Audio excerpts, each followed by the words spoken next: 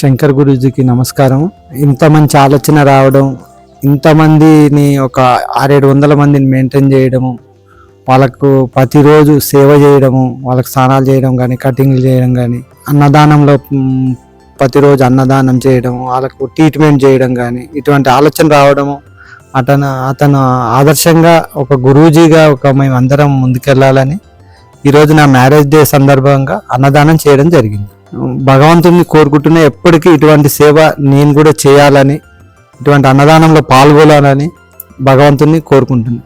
ఇలాంటి అన్నదాన కార్యక్రమాలు ఇంకా ఇంకా ఎన్నో జరగాలని కోరుకుంటున్నాము. ఈ అన్నదాన కార్యక్రమంలో కూడా మేము కూడా భాగస్వాములు అవ్వాలని అనుకుంటున్నాము. ఇంత మంచి ఆలోచన ఉండి ఇంత మందికి సేవ చేయడం అనేది చిన్న విషయం అయితే కాదు, చాలా గొప్ప సంకల్పం ఇది. ఇంకా ఆయన ఇంకా ఎన్నో ఇలా ఇంకెంతో మందికి సేవ చేయాలని కూడా మేము కోరుకుంటున్నాం. ఆయన ఆదర్శంగా తీసుకొని మేము కూడా మా వంతు సాయం ఏదన్నా చేయగలిగితే చేద్దాము. ఇలాంటి అన్నదాన కార్యక్రమం అంటే మాకు చాలా, అన్ని దానాల్లో కల్లా గొప్పది ఏంటంటే అన్నదానం అని అంటారు.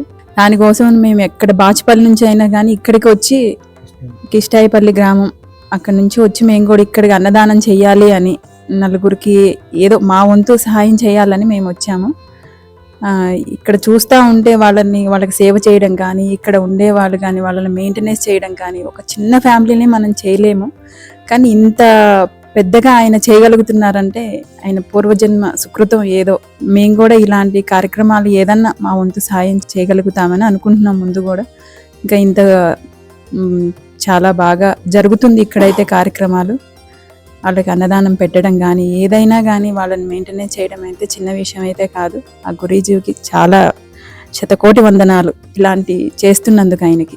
ఈరోజు మేము వచ్చేసిన ఆశ్రమంకి నమస్కారం. ఈరోజు పెళ్లి రోజు సందర్భంగా మా బాబాయ్ వాళ్ళు ఇక్కడ అన్నదానం కార్యక్రమం చేశారు. కావున ఇక్కడ చూశాక మేము కూడా ఇంకెన్నో ఇలాంటివి చేయాలని కోరుకుంటూ థ్యాంక్ యూ. అమ్మా నాన్న అనాథాశ్రమంలో జీవిస్తున్న నా అంటూ ఎవరూ లేని 600 మంది అన్నదానానికి సహకరించి పుణ్యం కట్టుకోండి. వారి నిత్యాన్నదానం నిమిత్తం బియ్యం, పప్పు, కూరగాయలు వంటి కిరాణా సామాగ్రిని అందించి మానవత్వం చాటండి. మీ ఇంట జరిగే పుట్టినరోజులు, పెళ్లి రోజులు, పెద్దల వర్ధంతి కార్యక్రమాల వేళ ఈ అభాగ్యులకు శక్తి మేర అన్నదానం చేసి ఆయురారోగ్య అష్టైశ్వర్యాలతో జీవించండి.